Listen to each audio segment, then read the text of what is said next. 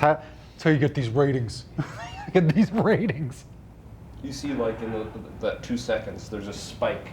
That's right. And then, In fact, yeah.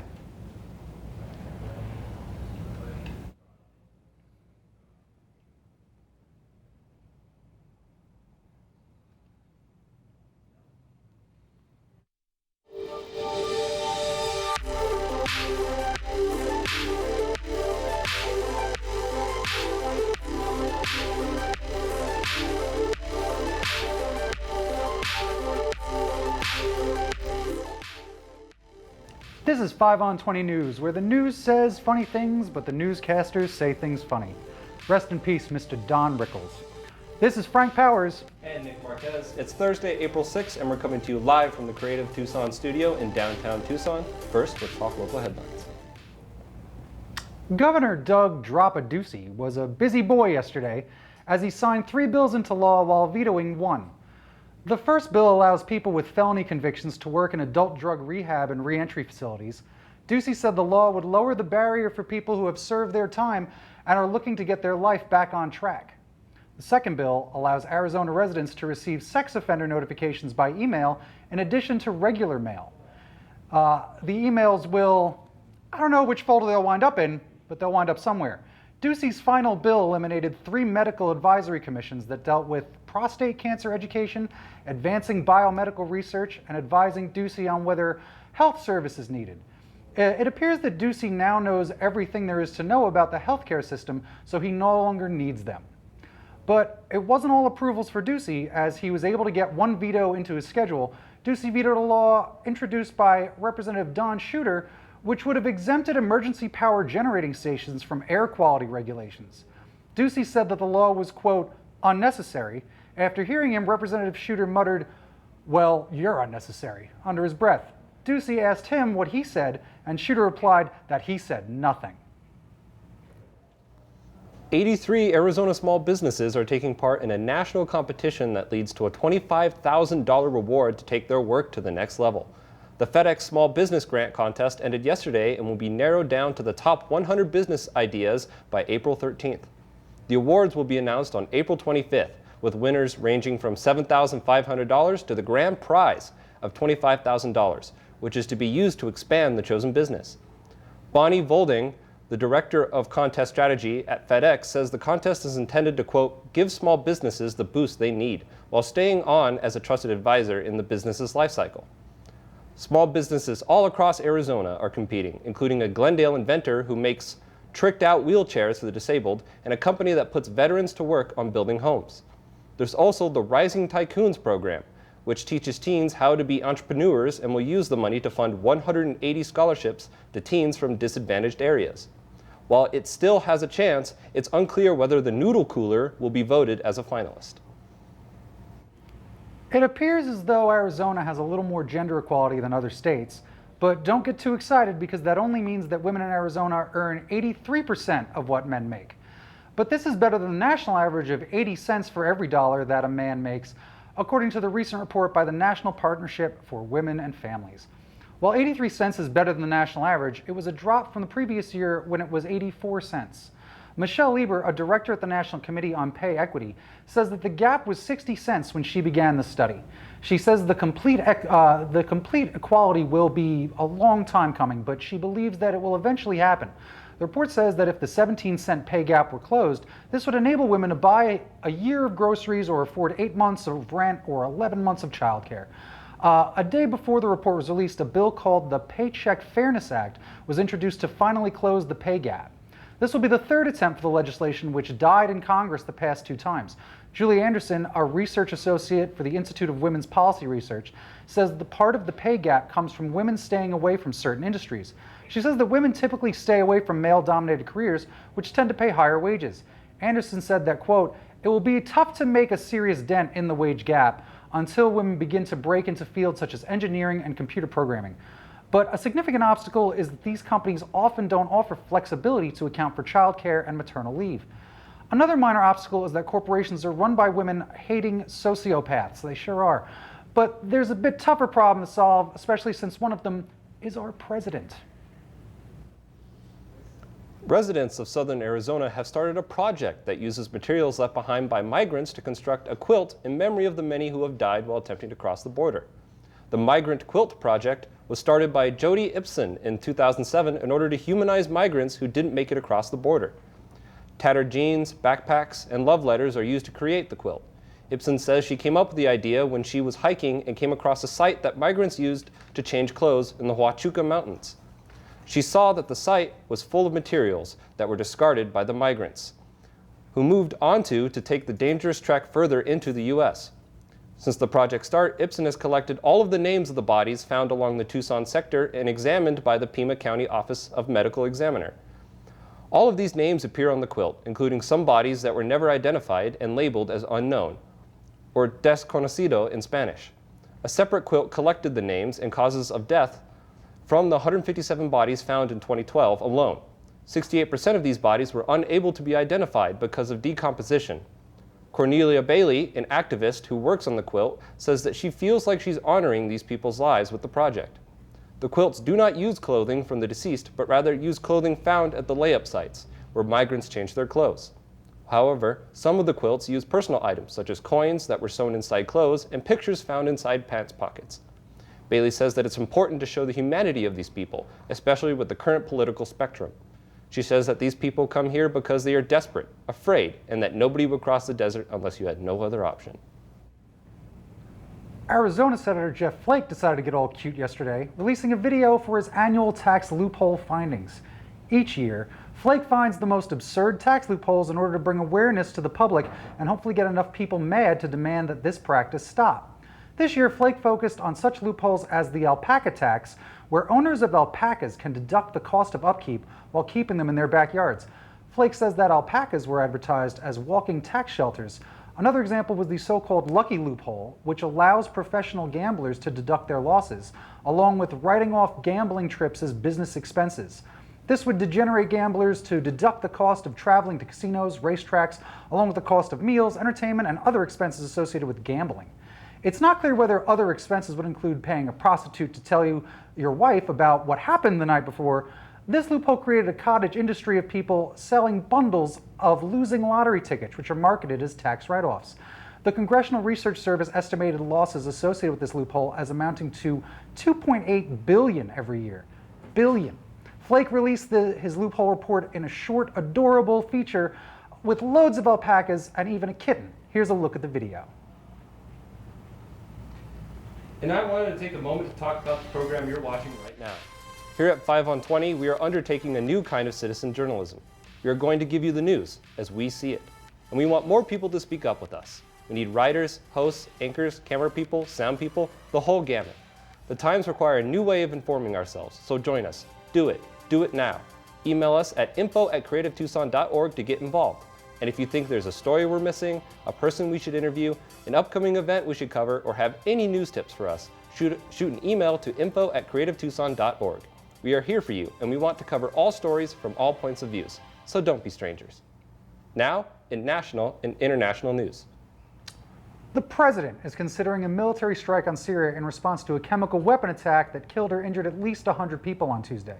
Defense Secretary James Mattis met with Trump to discuss military options against Syrian leader Bashar al-Assad, who is accused of launching the attacks. In typical vague terms, Trump said that, quote, something's going to happen to Syria. Whether this something means an airstrike, an insulting tweet, or a cluster bomb full of kosher mayonnaise remains to be seen. Secretary of State Rex Tillerson said today that he had no doubt that Assad ordered the attacks, which Turkish officials concluded used sarin gas, a banned nerve agent. According to NBC News, the U.S. military watched Syria's aircraft drop the chemical weapons onto civilians who responded, quote, consistent with the exposure to the nerve agent.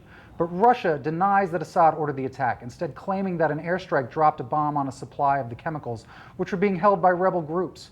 However, experts say that a bomb would have obliterated the chemicals and would not have had the effect of an attack on the civilians. Tillerson also said that in a press conference today that the Trump administration is seeking regime change in Syria and that, quote, these steps are underway to remove Assad. This comes 3 days after the Trump administration stated that Assad would stay in power because of the, quote, political realities.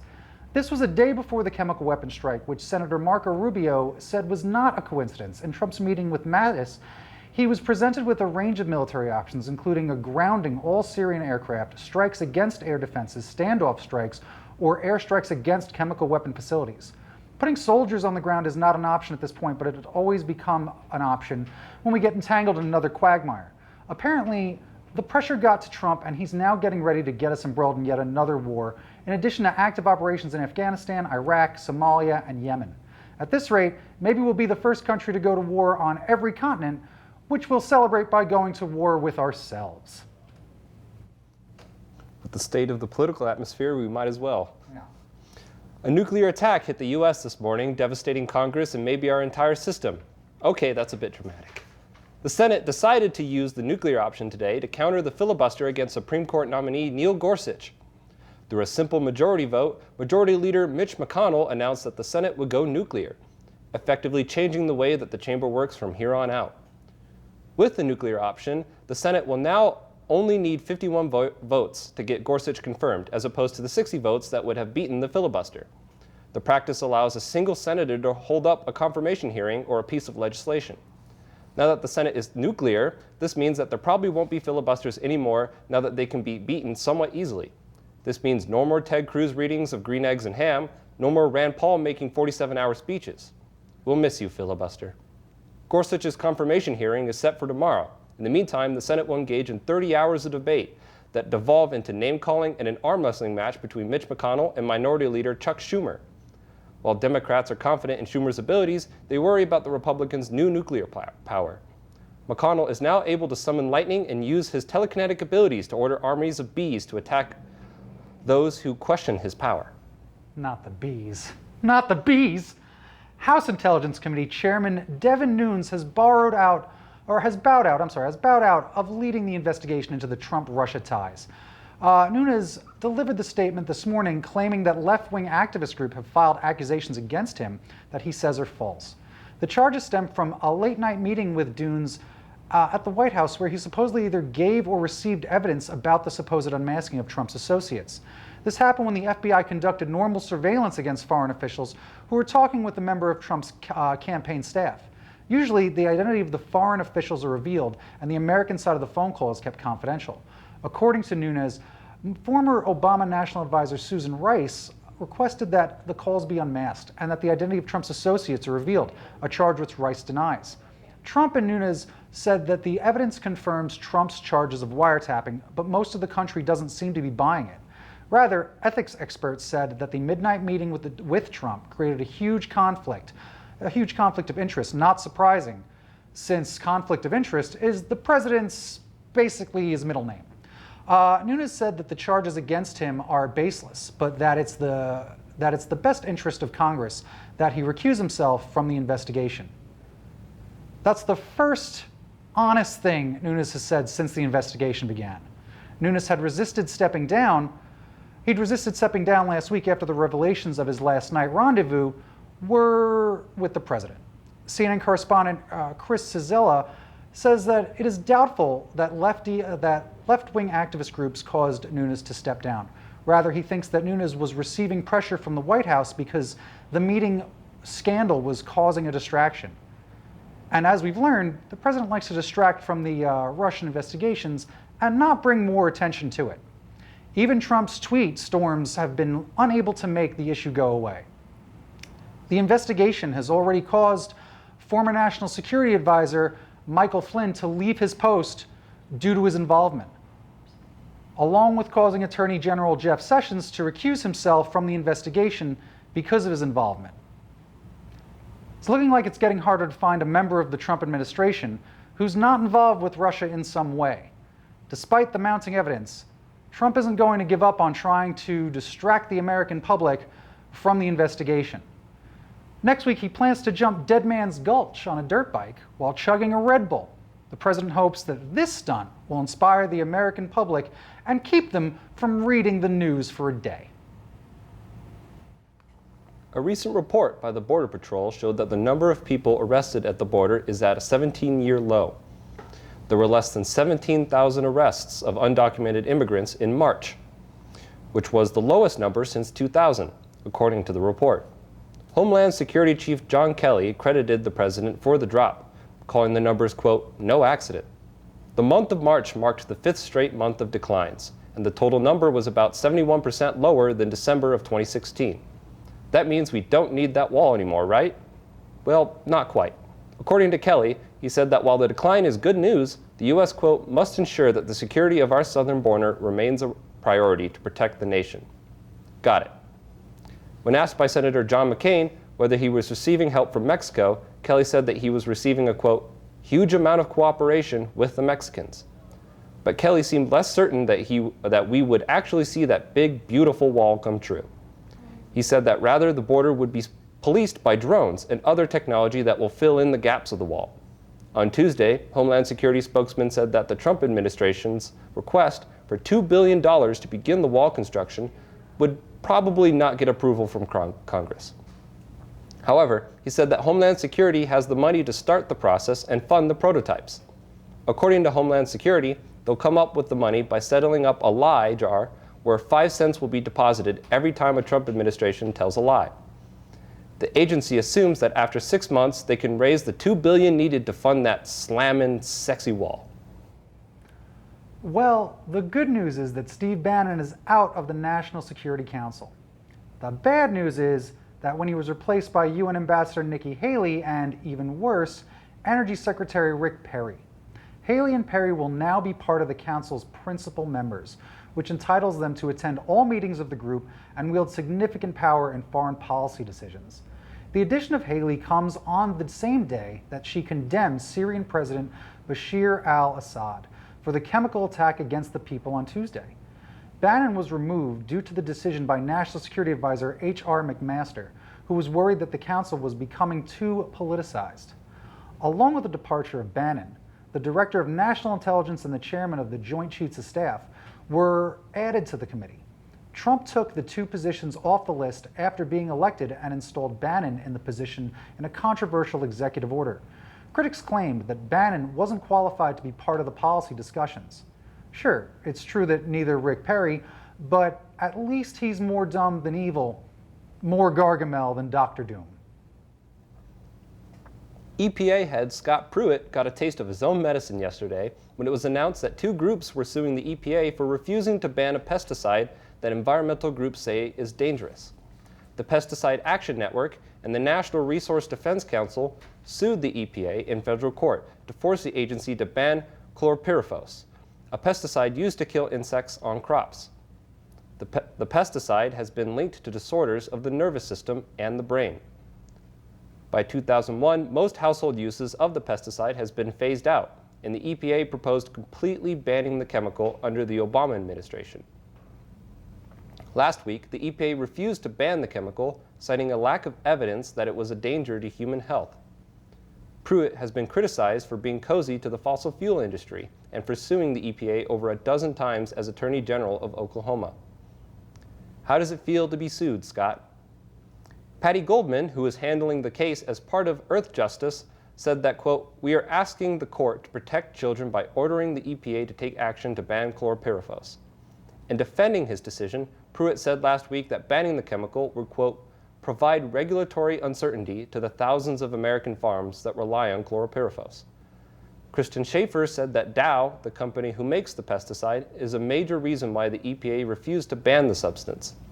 She said that, quote, "if it takes a court order for the EPA to stand up to pressure from Dow's lobbyists and do right by children and their families, then so be it." This isn't the group's first rodeo. They launched a similar lawsuit against the Obama administration in order to get the pesticide banned. In 2015, the Obama administration introduced a proposal to ban the chemical. Pruitt plans to countersue the environmental groups just for old time's sake, and then use the reward money to blast a cloud of methane gas into the atmosphere to see what happens. Some family members of veterans claim that the Veterans Administration kicked them off of the caregiver program with no explanation. The VA's caregiver support system pays a stipend to family members of disabled veterans. Many of these individuals are spouses who have had to leave their career in order to be a caretaker. Alicia Graham was one individual who was taken off the program when VA officials said that her husband, who suffered a brain injury in Iraq, no longer qualified for their caregiver through the program. But the VA denies that there have been cuts to the program and say that they're trying to help as many veterans as they can. The program has become bloated since its introduction in 2011, when it was designed for 4,000 or 5,000 people. Now the program includes almost 23,000 approved caregivers. Graham was approved for the program in 2011 and has heard rumors that the VA was dropping individuals without seeing improvements in the veteran's disability status. NPR studied these cuts, and they found that the VA system lacked consistency across different areas of the country.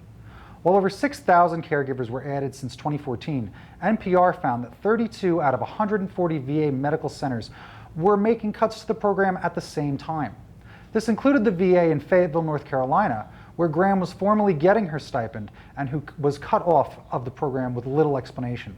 The Fayetteville Center cut half of its caregivers, dropping 314 families from the program between May 2014 and February 2017.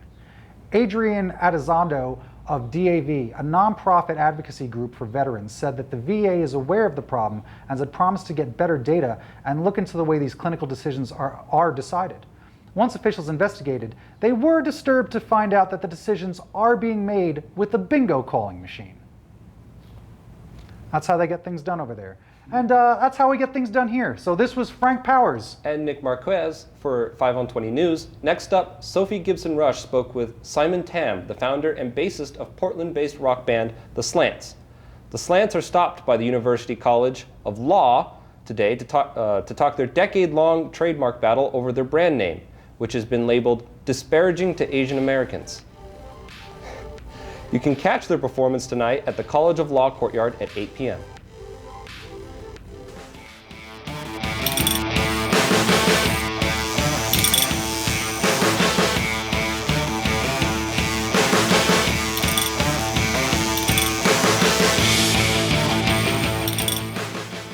I'm Sophie Gibson Rush, joined by Simon Tam of The Slants. So Simon, you said that it's almost been a decade being involved in this battle.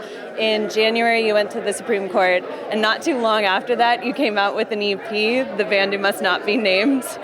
How do you go back to the studio to make music after being so involved in the legal world? I mean, as an artist, you have to. Even throughout the legal battle, we've needed to carve out time specifically. I think I would just mentally lose it if I didn't, because we're artists through and through, and it's kind of a great way to let out a lot of that frustration and to kind of share about what we're experiencing through our music. So as soon as we actually came back from DC, we went right back into songwriting. We're working on another album right now. Yeah, the music is really fun. It's dancey, it's rock and roll. I know that all of you have been involved in a very political battle, but would you say the music as it stands alone is political music? I think us existing as an Asian American band is a political act to begin with. Right. Our music didn't necessarily have politics involved, not until our most recent release. And for us, our intent of having a song called From the Heart, which is kind of our open letter to the trademark office, is intended to kind of be our final say on the matter. We don't want to be known as the band that's going to court all the time. Certainly that's been a big part of our history, but we want the music to be able to stand on its own, with or without a bunch of lawyers around. Yeah. Back to the very beginning of The Slants, a lot of bands resist categorization, and a girl band comes to mind, but you seem to use it with irony and humor. Was that an original decision when naming the band and when deciding on the genre?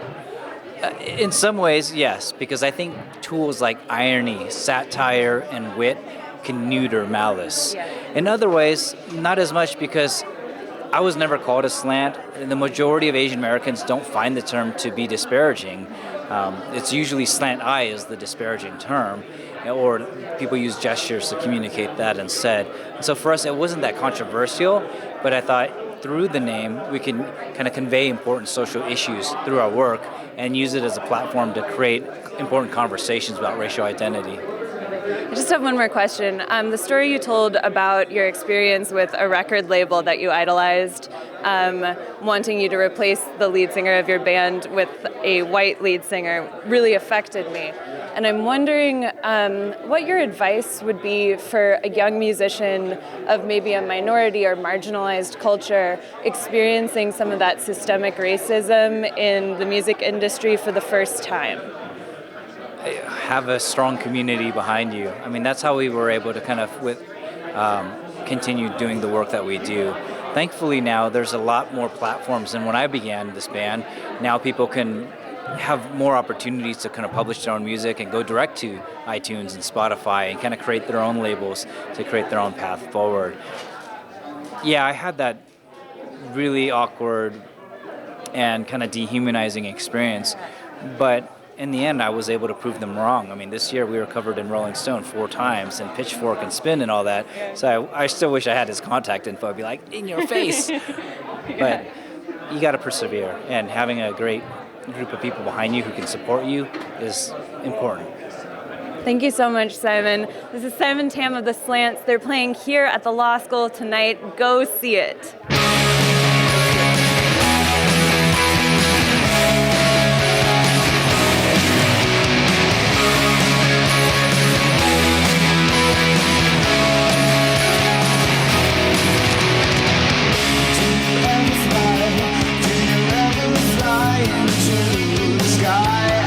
So tight, as if you're scared of falling. Did you ever feel like liquid hitting concrete floors, cold and wet and grimy?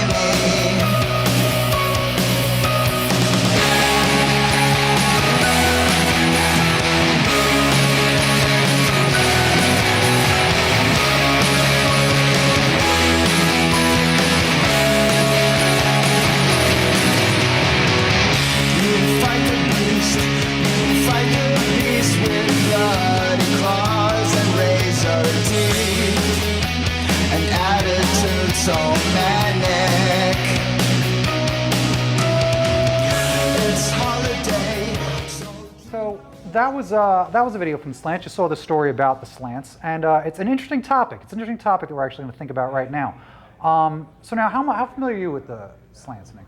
I'm not familiar at all. I don't think I've listened to any of their work. Okay, I heard about the story a little bit, and it is interesting because again, what it is they are being, there's, in the world we live in now, and the climate we live in now, and PC everything and all this stuff, it's interesting to see how things are really looked at and addressed when it comes to trying to treat everyone equally and be polite in a way, and be fair. But now this is an example of this group, an all Asian group, wants to just represent and call themselves whatever name they want, whatever name that is, and they've been being stopped for over 8 years about this.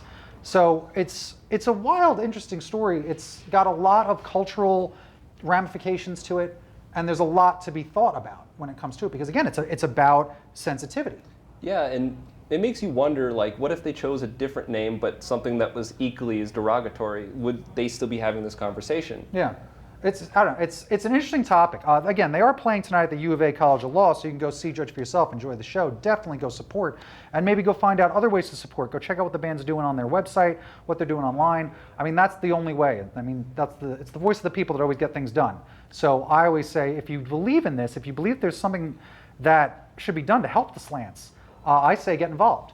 Because again, music is art, and art is about freedom of expression, and to not even be able to call yourselves whatever name you want to be called. If you think about how many offensive band names there are, okay? My favorite way to pick a band name, I'm gonna give you a tip. You just get a box of Trivial Pursuit cards, and you just pick them out and just start reading the answers, and you're gonna get the best band name on earth. I don't know if they're culturally sensitive, but we'll see. People do say that this might have some ramifications because there's not a set standard. This might affect the long-going battle with like the Redskins in professional football and things like that. So it's interesting. It's an interesting climate in which we are in right now. I mean, there are a lot of names that have that sort of derogatory connotation with it. You have things like the Chicago Blackhawks, Cleveland Indians, and like you said, Washington Redskins. So it's not uncommon for there to be that cultural tie-in in terms of like something that might not be the most sensitive towards that particular cultural group. So you think if it's okay at a professional level for something as nationally important as like a football team or a baseball team in the matter, you would think it'd be okay for just a band, something that I myself haven't even heard of. Right. So You know, it's a little smaller. And yet here we are with these old stereotypes of, again, Native Americans. We're still calling them Indians because some old pirate piece of, I'll stop myself, but that's the thing. Like, that is one of these things that hasn't, it's time to maybe evolve. It's time to move forward, I think. And that's, I think, some of what it is. That's why people bring up changing those names. And that's what they're trying to do, is they're trying to reclaim the word. You know, much like African Americans have done with, you know, the N-word. They use it in art. They use it in rap. They use it to like express themselves. And it's always been this thing where they say they want to take it back. But there's a divide even in that culture where it's like, or just stop using it altogether. Because that's how sensitive it is. Even talking about it right now, it's very sensitive to talk about. It's funny too, because there's a lot that gets thrown around today about how newer generations are overly sensitive to things. And depending on where you sit on that regards is how you'll approach this situation. But like you said, they're trying to own it. And I feel like there are a lot of people that try to be too sensitive for them. Yeah. Like clearly it's not Yes. a problem with them. It's like, hey, that's a derogatory term towards Asians, but if they're not bothered by Yeah. it, then why should other people? Right. People Like- do take it on. People kind of take on the offense, especially on that internet. They'll take it on themselves. So it's interesting. So I say, honestly, the thing is, best way to support, again, always go see a show. Go to see a show. So again, U of A, College of Law tonight, 8 o'clock. Go check them out. Go buy an album, but go see what their message actually is and go see what you can do to help them. Go to their website, go find their Instagram, get on their Twitter, go do all that stuff, and go get involved and help a smaller band get the rights to, you know, call themselves what they want. And in music, what are they, of course, doing? They're fighting for their right to party. And I think we can all agree that's the rights to fight for. So, what do you think? I'd say that's, you know, that's a good show to check out tonight. Yeah, I mean, hey, as far as I can tell, it's just a free show to go see, listen to them. I think it's free. I don't know if it's free, so don't quote them on that. Don't quote me on that. That's right. But, I mean, they've been fighting it for so long. It's clearly important to them. Support the local guys or the little guys. All right, I'd say to do it. That's the way to do it. All right, so go check out a show. Always check us out every day here at 5 o'clock. We're always doing the news for you, having some fun while doing it. Tell your friends, and again, share a link. This is Frank Powers. And Nick Marquez. We'll catch you tomorrow at 5, just like we always do, for 5 on 20 News.